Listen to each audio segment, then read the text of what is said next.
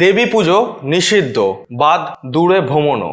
অম্বুবাজির 3 দিন কি কি কাজ করলে হিতে বিপরীত হতে পারে, চলুন তাহলে দেখে নিই এই অনুষ্ঠানের মাধ্যমে। নমস্কার দর্শকবৃন্দ, আমি শ্রী দেবদূত শাস্ত্রী। প্রত্যেক দিনের মতো অ্যাস্ট্রোলজির এবং আমরা ভালো মতো জানি যে আমাদের অম্বুবাজি শুরু হতে চলেছে। সেই অম্বুবাজি দিনগুলোতে কি কি কাজ করাটা আমাদের পক্ষে ভালো হবে আর কি কি কাজ করলে আমাদের ক্ষতি হতে পারে, বেশি দেরি না করে সরাসরি চলে যাব আমরা এই অনুষ্ঠানের মধ্যে।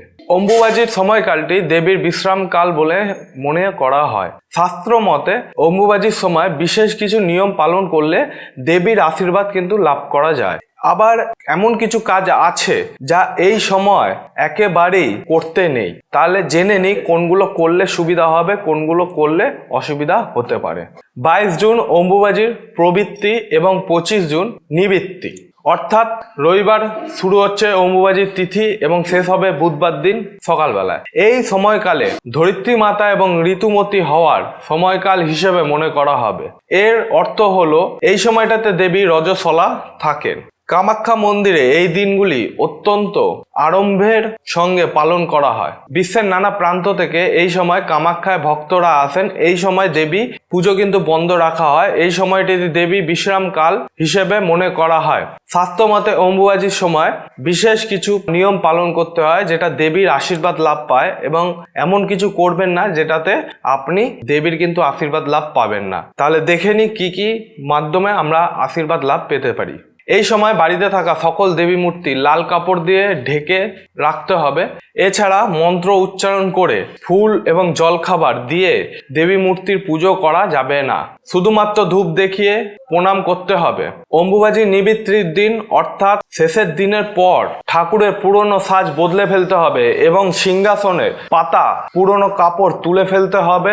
ঠাকুর ও সিংহাসনকে নতুন সাজে সজ্জিত আপনাকে করতে হবে। এই সময়টিতে খুব জরুরি দরকার না থাকলে বাড়ি থেকে দূরে কোথাও ভ্রমণ করতে যাবেন না। অম্বুবাজির তিথি শুরু হওয়ার আগে তুলসী গাছের গোড়ায় নতুন করে মাটি দিয়ে সেটিকে একটু উঁচু করে দিতে হবে। এই সময়টা কুমারী মেয়েদের উপহার দিন এবং তাদেরকে পছন্দ মতো খাওয়ানোটা দরকার। অম্বুবাজির তিথিতে চলাকালীন যে কোনো একদিন স্বামী বা স্ত্রী একসঙ্গে উপবাস করতে পারলে তো খুবই ভালো হয়। এতে সম্পর্কের বন্ধন আরো দৃঢ় হয় এবং নিজেদের মধ্যে ভালোবাসা কিন্তু বৃদ্ধি পাবে।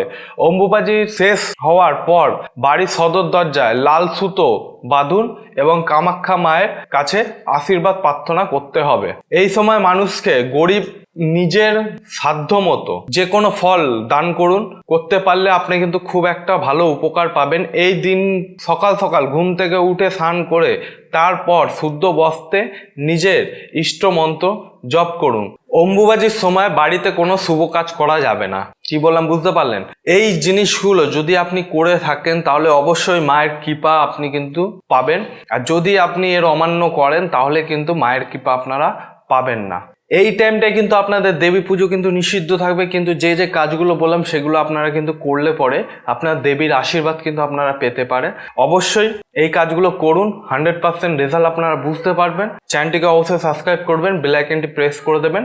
কোনো রকম অসুবিধা হলে আমার সঙ্গে সরাসরি ফোনের মাধ্যমে অথবা চেম্বারে এসে আপনারা যোগাযোগ করতে পারেন। আজকের অনুষ্ঠান এই পর্যন্ত দর্শক বন্ধুরা, পরবর্তী অনুষ্ঠানে আবার নতুনভাবে দেখা হবে। জয় শ্রী মহাকাল।